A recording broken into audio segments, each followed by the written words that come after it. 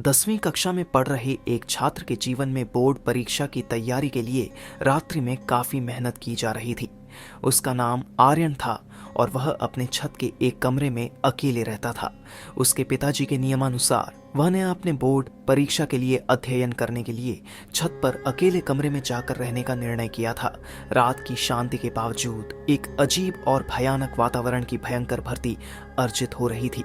आर्यन के रूम के दरवाजे को कुछ अद्भुत आवाजें सुनाई दी। कुछ अनजान बोली बंद होती थी और बार बार गेट पर दस्तकें मिलती थीं। ये सभी घटनाएं आर्यन को बेहद डरावनी लग रही थी, क्योंकि वह यकीनन जानता था कि इस वक्त उसके घर के बाहर कोई नहीं है। अचानक उसके कमरे के एक कोने से एक अद्भुत और आत्मीय आवाज सुनाई दी। कौन है वहां? आर्यन का दिल धड़कने लगा और उसने धीरे से उत्तर दिया, कौन है वहां? कृपया मुझे छोड़ दो। आवाज का ध्वनि फिर से आया। मैं एक आत्मा हूं और मेरा नाम मीता है। आर्यन ने चिल्लाया, आत्मा? तुम क्या चाहती हो?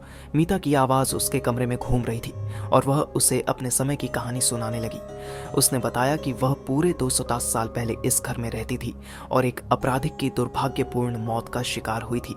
आर्यन को यह सब सुनकर हैरानी हुई, लेकिन वह अब बिना किसी डर के सुन रहा था। उसने मीता से पूछा, तुम मुझसे क्यों बात कर रही हो?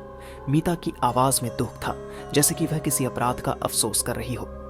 मैं इस दुनिया में अपने अपराधों का प्रायश्चित ढूंढ रही हूँ। मैं कभी भी शांति नहीं पा सकी और मेरा आत्मा अब भी इस दुनिया में उलझा हुआ है। आर्यन को अब समझ आ गया कि वह अकेले नहीं है और उसके पास एक असाधारण मौका है अपनी जिंदगी को सुधारने का।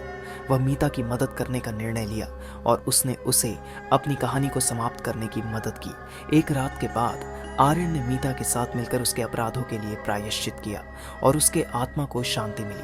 उसके घर में अब और कोई भयानक और आत्मीय आवाज नहीं सुनाई दी और आर्यन को अब अपने अध्ययन में सकुशलता मिली।